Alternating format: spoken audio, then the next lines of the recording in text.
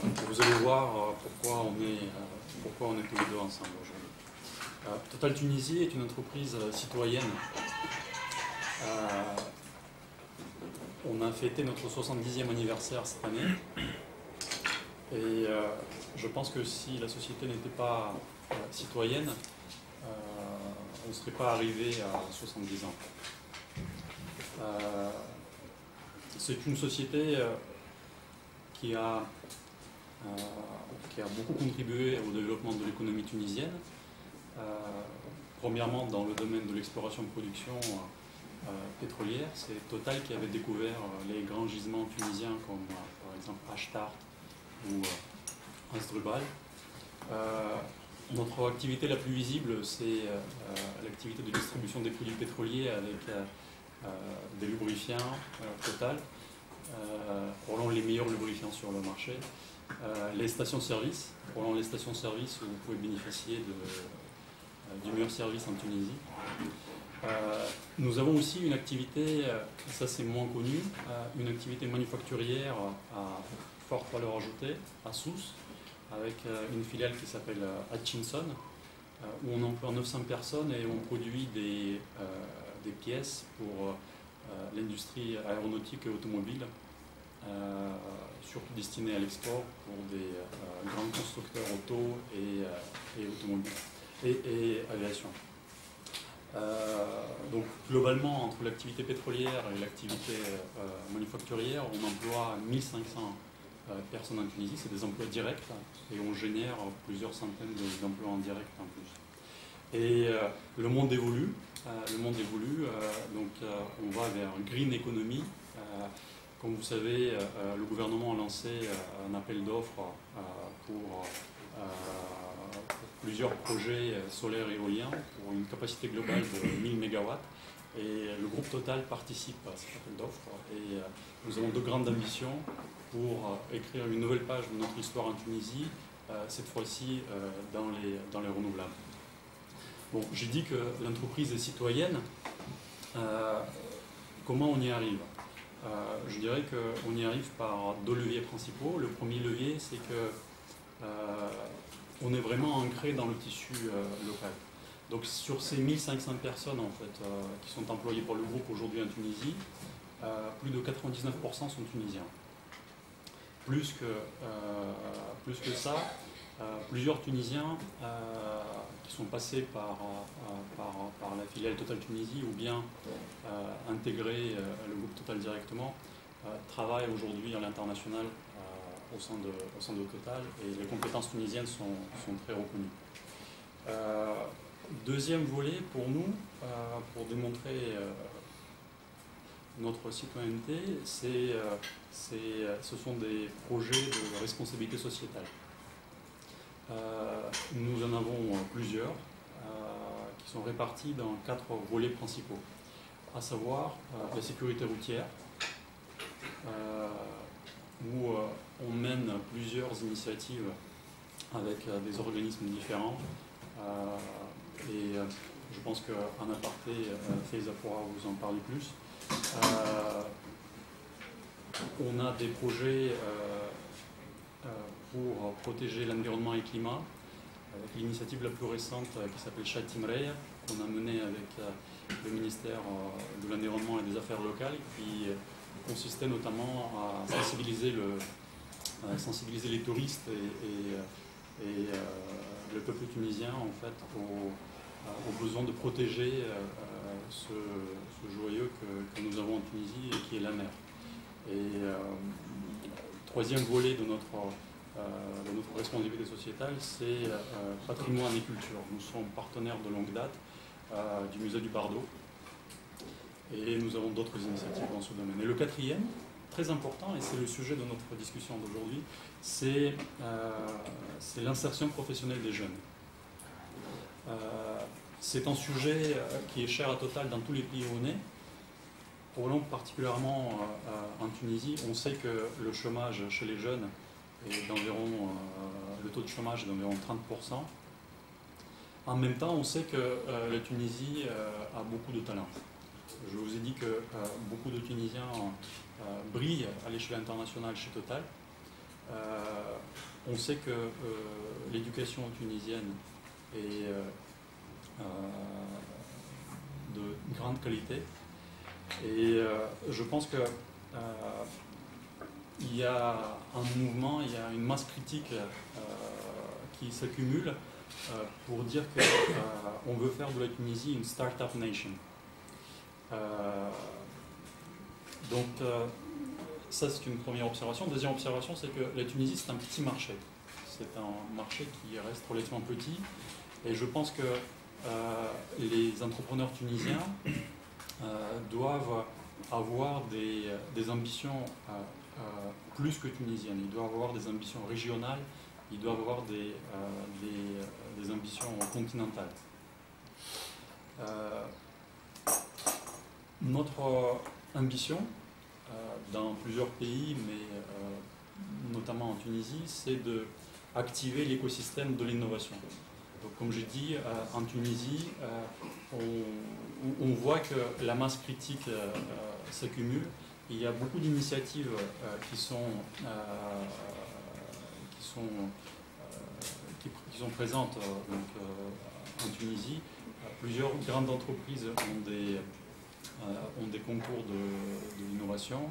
Il y a des incubateurs, il y a des accélérateurs qui se créent, il y a des startups. Et notre volonté, la volonté de Total, est d'apporter notre pierre à cet édifice. Donc on veut contribuer activement à l'activation de l'écosystème de l'innovation dans le pays. Et avant de commencer à parler d'un exemple concret de comment on peut contribuer à l'activation de l'écosystème de l'innovation dans le pays, avec le challenge Start-Upper, je veux juste faire un petit teasing. Donc, avec FaZe, on projette d'organiser probablement une demi-journée ou une rencontre avec vous, en espérant que vous serez disponible, et la société civile pour partager des informations sur nos projets de responsabilité sociétale. Vous montrer en avant-première des films qui sont en train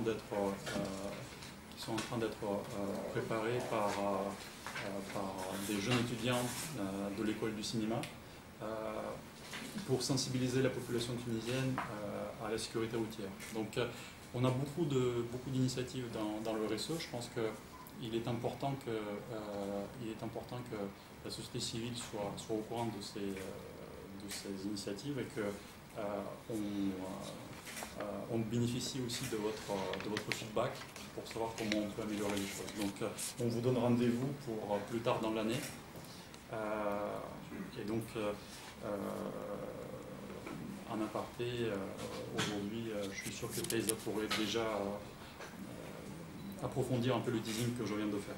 Donc on va passer au sujet principal de notre rencontre d'aujourd'hui, qui est le challenge Start-Upper.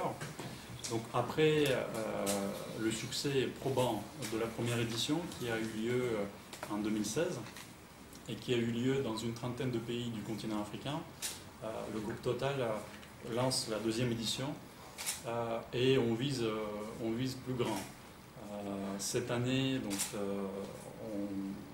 on lance ce challenge simultanément dans 40 pays du continent africain et on l'élargit au-delà du continent africain. Donc cette année, des pays de la région Asie-Pacifique, des pays du continent américain et de l'Europe vont voir ce challenge. Donc avec ce challenge, on vise des jeunes entrepreneurs de moins de 35 ans qui ont soit une société, une entreprise qui a moins de 2 ans, soit un projet, une idée, quel que soit le secteur d'activité. Dans chaque pays, nous allons constituer un jury d'environ 10 personnes où on fera appel à des entrepreneurs qui ont fait leurs preuves, à des représentants probablement des incubateurs, des structures de l'innovation. Et ensemble, on va choisir 3 gagnants par pays. Chaque gagnant donc, bénéficiera d'une aide financière. En Tunisie, on a décidé que le premier gagnant bénéficiera de 24 000 dinars. Excusez-moi, de 40. Voilà, c'est ça, de 40 000 dinars. Le deuxième 24 et troisième 16 000 dinars. Et si c'était juste en fait un montant à partager, je pense que ça ne serait pas efficace. En fait, l'atout de notre challenge par rapport à d'autres challenges qui peuvent être existés, bien qu'à mon avis, on doit saluer toute l'initiative. Chaque challenge est bon, mais je pense que notre, en fait, il présente des avantages intéressants au-delà de l'aide financière dont j'ai parlé. En fait, parce que on va aussi faire bénéficier donc les gagnants d'un accompagnement professionnel, coaching en fonction de leurs besoins. Donc ça peut être par exemple une insertion des gagnants dans un des incubateurs de la place, ou tout autre accompagnement qui permettrait en fait à ces jeunes de décoller. Troisième chose qui est unique, je pense, à notre challenge, c'est que nous allons créer une campagne de communication en faveur des gagnants. Non seulement en Tunisie, mais aussi à l'échelle africaine. Les 3 gagnants de l'édition tunisienne vont participer au concours donc à l'échelle continentale. Et on espère, ce n'était pas le cas il y a 2 ans, mais on espère que cette année, une jeune pousse tunisienne remporte un des 3 grands prix à l'échelle africaine, et dans ce cas, serait visible à l'échelle africaine. Et comme je dis, je pense qu'il est important pour les entrepreneurs tunisiennes d'avoir des visées régionales et continentales.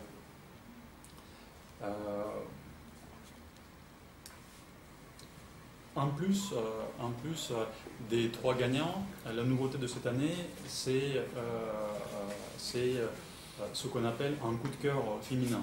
Donc dans chaque pays, nous allons décerner un prix pour le meilleur projet porté par une femme entrepreneur. Vous savez, c'est très positif. Dans certains pays, ça peut paraître vraiment, je dirais, une nouveauté et une percée dans une société masculine, etc. Je pense qu'en Tunisie, on a la chance d'être dans un pays où le rôle de la femme est très très très important et très respecté. Et donc, je pense que la Tunisie, c'est un des rares pays où on n'est pas à l'abri d'avoir 3 gagnants femmes. Donc, et c'est ce qu'on souhaite en fait de tout cœur. Juste pour vous donner une statistique, dans la première édition, à l'échelle du continent africain, sur l'ensemble des participants, il y avait 13% de femmes. Par contre, les femmes dans tous les pays du continent africain ont remporté 25% de prix. Donc déjà dans la première édition, on a vu que les femmes étaient très très bien représentées, et on espère que cette année ça serait encore mieux. Quels sont les critères de sélection qu'on va utiliser? Donc le premier, c'est l'impact social et sociétal de l'idée dans le pays. Deuxième, c'est le caractère innovant du projet. Et le troisième, c'est la faisabilité et le potentiel de développement. on veut que ce soit quelque chose qui ait des chances d'aboutir. Voilà, donc ça c'est en quelques mots les grandes lignes du challenge Start-Upper de l'année 2018-2019. Jusqu'à 8 novembre à peu près, nous sommes en phase d'appel à candidature. Donc on communique via plusieurs médias pour attirer des dossiers. Ensuite, on va rentrer dans une phase où on aura une présélection, la constitution du jury, les délibérations du jury, le pitch des candidats shortlistés, la remise des prix et la campagne de communication en faveur de gagnants. En fait, on l'appelle la campagne de célébration, donc, qui aura lieu, je pense, vers le mois de mars 2019. Voilà. Je souhaite maintenant vous parler de l'édition précédente pour montrer quelques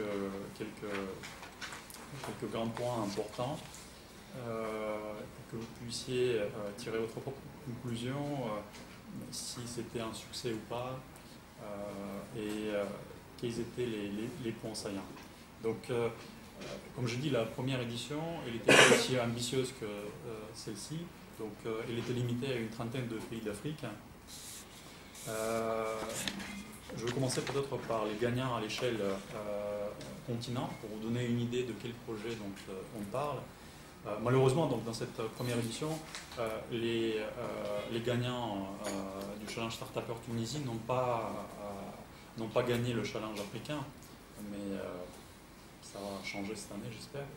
Donc les gagnants panafricains en 2016 étaient, donc le premier gagnant c'était une application pour smartphone qui s'appelle Gifted Mom, donc maman douée, je pense qu'on peut traduire, fondée par un Camerounais, et c'est une application mobile de sensibilisation et de consultation d'urgence pour les femmes enceintes et les jeunes mères. Et donc, je pense que cette application, elle a effectivement décollé.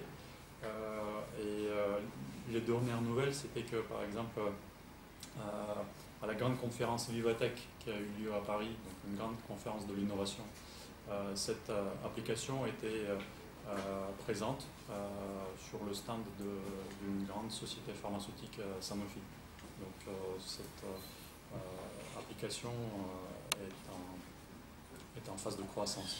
Le deuxième gagnant, c'était une société BioAbondance fondée par un Sénégalais, dont l'objectif est valorisation des déchets agricoles par la production de briquettes de biomasse. Troisième, donc fondé par un Nigérian, qui a inventé une nouvelle table de cuisson au gaz liquéfié, le gaz bouteille qu'on achète pour cuisson ou pour le chauffage. Et il y avait aussi un quatrième prix donc pour une société Sun City Energy, fondée par un Égyptien, qui a donc développé des pompes solaires mobiles pour alimenter en énergie les systèmes d'irrigation des petites exploitations agricoles. J'espère personnellement, par exemple, que cette année, on verra des dossiers dans le domaine agricole. On sait que la Tunisie est un grand pays agricole avec une grande tradition agricole et je pense que la Tunisie a des choses à partager avec le continent. Quelques mots sur les gagnants de la première édition en Tunisie. Nous sommes fiers de ces jeunes, nous sommes en contact avec eux. Donc le premier prix, c'était Khaled Bouchoucha, qui a proposé une solution électronique qu'on déploie dans les ruches. Et avec cette solution, en fait, on arrive à suivre l'activité des abeilles et optimiser la production de miel. Deuxième prix était attribué à Sofiane Chayeb, qui a proposé une solution de réalité augmentée. Donc ça, c'est un sujet quand même très très en vogue. Peut-être cette année aussi, on verra des projets de réalité augmentée ou réalité virtuelle. Donc réalité augmentée appliquée au patrimoine culturel. Donc comment faire connaître le patrimoine culturel tunisien au plus grand nombre grâce à la nouvelle technologie de la réalité augmentée. Et le troisième prix a été décerné à Mohamed Khalad pour un système de prévention des noyades à l'aide d'une ceinture high-tech. Donc là aussi, vous pouvez voir que c'était un sujet quand même à une forte importance sociétale. Voilà, donc on espère que cette année, on aura des projets aussi, comme on dit en anglais, relevant, aussi ambitieux, et surtout on espère que cette année, on pourra porter le drapeau tunisien à l'échelle africaine.